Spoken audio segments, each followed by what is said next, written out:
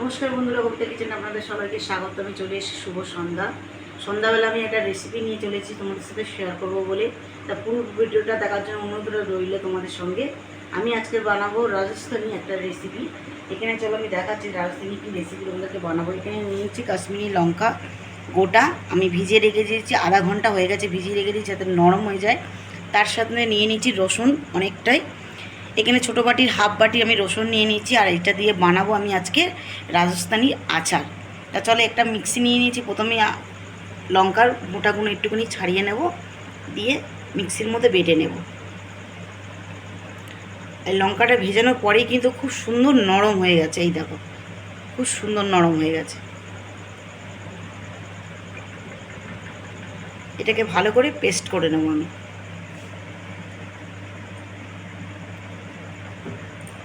এইভাবে দুটো টুকরো করে আমি লঙ্কাগুলো দিয়ে দেবো।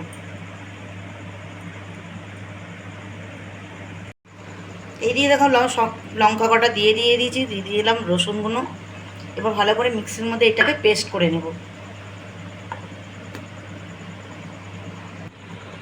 তো চলো, আমার লঙ্কাটার পেস্ট করা হয়ে গেছে। এদিকে দেখো লঙ্কাটা পেস্ট করা হয়ে গেছে। এবার বানাবো কীভাবে চাটনিটা বানাবো তোমাদেরকে একটু দেখায়।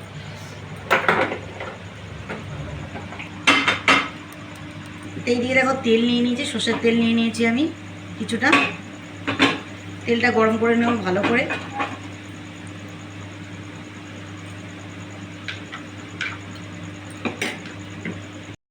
এদিকে দেখো তেল গরম হয়ে গেছে, দিয়ে দেবো সাদা জিরে,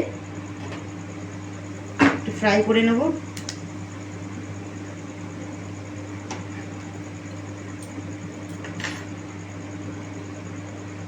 দিয়ে দেবো একটু হিং।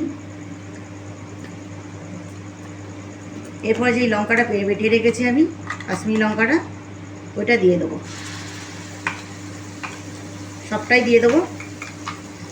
আর অল্প একটু জল দিয়ে মিক্সিটা আমি ভালো করে ধুয়ে নেব, নিয়ে ওই জলটা আমি দিয়ে দেবো।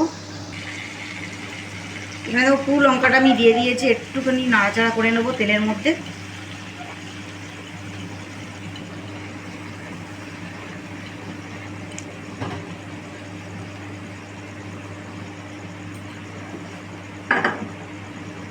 এরপরে বাকি মশলাগুলো দিয়ে দেবো। জিরের গুঁড়ো,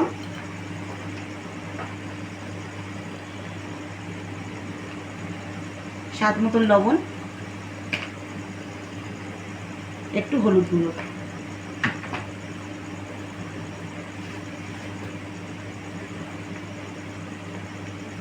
এক চামচ আমচুর পাউডার। যদি আমার লেবু নেই, পাতি লেবু, যার জন্য আমি ব্যবহার করছি ভিনিগার 1 চামচ। সব কোন জিনিস দিয়ে ভালো করে আমি এটাকে নাড়াচাড়া করব যতক্ষণ না এটা শুকনো শুকনো হয়ে যাচ্ছে আচারটা। আর কিন্তু বন্ধ করে দেবো। এদিকে দেখো আচারটা আমার পুরো শুকনো শুকনো হয়েই এসে প্রায় তেল ছেড়ে দিয়েছে, আর গন্ধটা কিন্তু অসাধারণ বেরোচ্ছে। যতক্ষণ এই আমার তেল আচারটা হচ্ছে ততক্ষণে আমি এখানে একটু আটা মেখে নেব। এখানে আমি নিয়ে নিয়েছি জবের আটা 100 গ্রাম, একটা থালা নিয়ে নিয়েছি। আর এই আচারটা কিন্তু এই জবের আটার রুটির সাথেই কিন্তু সবথেকে বেশি ভালো লাগে খেতে। আর এই আটাটা একটু কালচে কালচেই হয়। এখন দেখা যাচ্ছে পুরো সাদা, এটা কিন্তু মাখার পরে একটু কালো কালো হয়ে যাবে দেখতে। যারা খেয়েছো তারা অবশ্যই জানবে যে এই আটার কেমন খেতে আর কত সুন্দর খেতে হয়। কিন্তু এই আটা আমি আগেও খেয়েছি, আগে লুজ পাওয়া যেত, এখন প্যাকেট হয়ে গেছে। তো এইদিকে দেখো তোমাদের সাথে কথা বলতে বলতেই আমার একদম আচার রেডি। দেখতেই পাচ্ছ তেল ছেড়ে দিয়েছে, আর কত সুন্দর কালারটাও এসছে, অসাধারণ। আর গন্ধটা সত্যি খুবই সুন্দর বেরিয়েছে। তা চলো এটা নামিয়ে নেবো আচারটা। তা দেখো তোমাদের সাথে কথা বলতে বলতে এইদিকে আমার আটাটাও মাখা হয়ে গেছে। আর এইদিকে আটাটা দেখো কত সুন্দরভাবে মেখেছি। আর এইটা কিন্তু আমি ঠান্ডা জলেই মেখেছি, গরম জল একদমই দিইনি। অল্প অল্প করে জল দিয়ে কিন্তু এটা মাখতে হবে, বেশি একসাথে জল দিয়ে কিন্তু একদম ঢিলা হয়ে যাবে, তখন কিন্তু কিছু করতেই পারবে না। চলো আটাটাকে ভালো করে মেখে নিয়ে 5 মিনিট আমি এটা রেস্টে রেখে দেবো। তারপরে আমি এটাকে লেচি কাটবো। এই দিয়ে দেখো লেচিগুলো কেটে নেবো, একটু বড় বড় মোটা মোটা সাইজ করে নেবো আমি লেচিগুলো।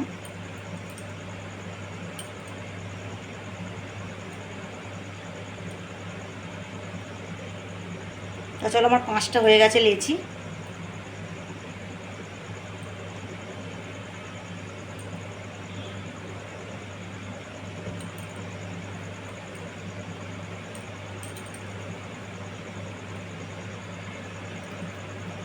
আর ওইদিকে আমি তাওয়া বসিয়ে দিয়েছি গরম করার জন্যে। রুটিটা ভালো করে সেঁকে নেব আমি। তা চলো একটু বেলে নিই। এখানে দেখো একটু আটা দিয়ে আমি একটু বেলে নিয়েছি। আর এই ধারগুলো কিন্তু এরকম ফাটা ফাটাই হবে, কিন্তু অনেকে ভাবে যে আমার মধ্যে আটা মাখা হয়নি, একদমই না। এই ধারগুলো দেখো, সাইডগুলো যেন ফাটা ফাটা, যেন আটা মাখা হয়নি। তাহলে ভালো করে আমি সেঁকে নেব।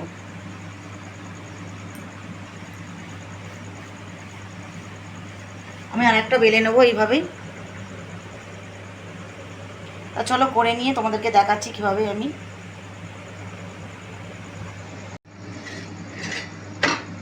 এই দিয়ে দেখো সেঁকা হয়ে গেছে। আমি একটুখানি জালের মধ্যে দিয়ে আমি একটুখানি ভালো করে সেঁকে নেব, যাতে ভেতরে না কাঁচা না থাকে। সাইডগুলো ভালো করে আমি একটু পুড়িয়ে পুড়িয়ে নেব।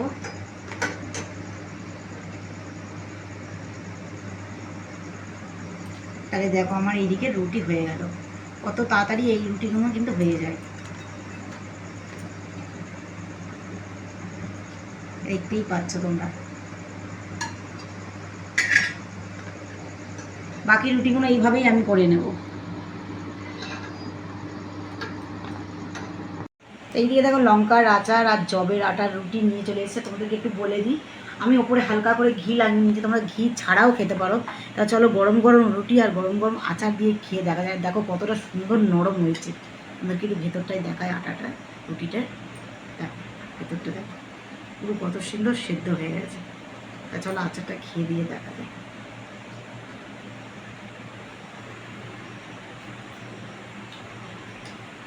সত্যি অসাধারণ হয়েছে খেতে।